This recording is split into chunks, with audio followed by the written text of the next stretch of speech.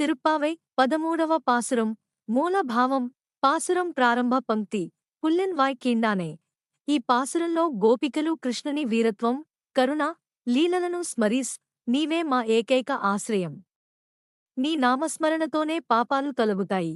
నీవు మమ్మల్ని వదలవు, మేము నిన్ను వదలము అనే శరణాగతి భావంతో ప్రార్థిస్తారు.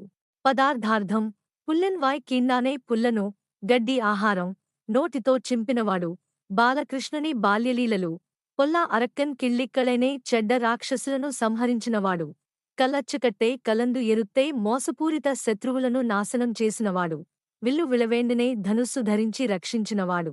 ఈ విధంగా కృష్ణుని పరాక్రమం, కరుణ రెండింటినీ గోపికలు స్మరిస్తారు. లోతైన భావ వివరణ 1. శరణాగతి తత్వం. ఈ పాసురంలో ప్రధాన సందేశం శరణం సంపూర్ణ ఆధారం. గోపికలు తమ స్వశక్తిపై కాకుండా కేవలం కృష్ణుని కృపపైనే ఆధారపడతారు. 2. నామస్మరణ మహిమ.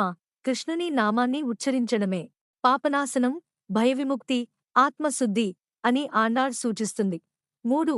భగవంతుని రెండు రూపాలు, భయంకరులకు సంహారకుడు, రాక్షసులకు, భక్తులకు కరుణామూర్తి, గోపికలకు ఇది విష్ణు తత్వంలోని రక్షక స్వభావాన్ని తెలియజేస్తుంది. 4. భక్తి మార్గంలో వినయం, మాకు అర్హత లేదు అనే భావంతోనే గోపికలు ప్రార్థిస్తారు. ఇది భక్తి మార్గంలో అత్యున్నత స్థాయి అయిన ఆత్మసమర్పణ. ఆధ్యాత్మిక సందేశం. ఈ రోజుకి అన్వయం.